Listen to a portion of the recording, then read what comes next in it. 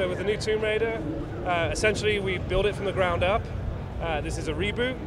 After Underworld, we really pared it back and said, where do we want to take this franchise? We took some time to really find a new direction, a modern direction for Tomb Raider, and that's resulted in what we're showing this week, what we showed last year, which is this survival action take on Tomb Raider, and what we feel is a much more modern expression of action-adventure in this character, Lara Croft.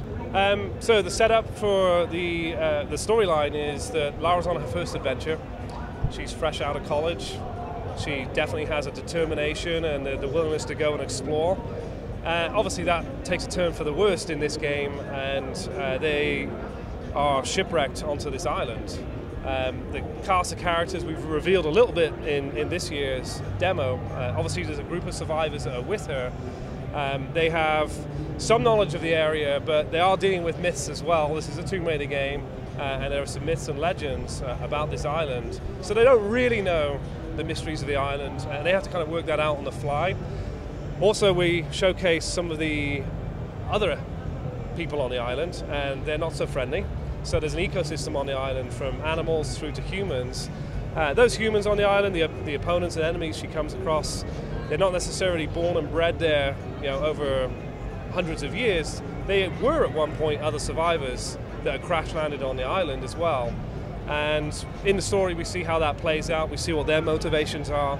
We see what the crew and Lara has to do to understand their motivations and actually kind of get off the island.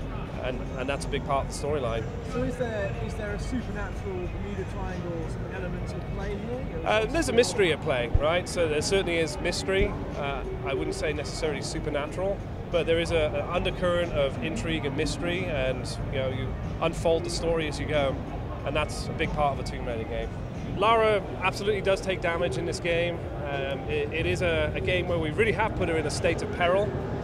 It's one where we actually really wanted to spend more time on the journey rather than the destination. So this journey of action-adventure, of going out there for the first time and foraging and breaking new ground and going to new places, really we wanted to show that in a way which we felt we hadn't really shown before in Tomb Raider.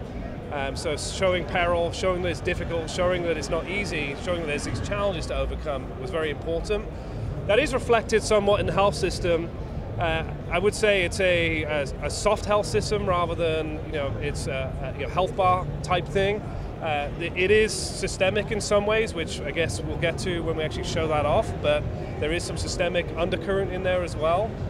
For the most part, it is a health system where you can actually regen rather than sort of 3 hits and you're out.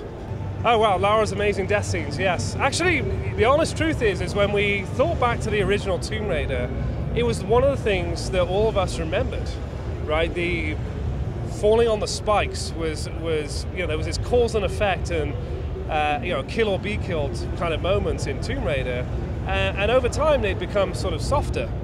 And as we were doing this survival themed adventure this time round, which really is a very visceral, edge of your seat type stuff, it felt natural actually to bring some of those death sequences back in. That it really is this, you can survive or die moment, and dying is pretty brutal. So we have created some of them. Honestly, I don't know off the top of my head how many there are across the game, but there are a number.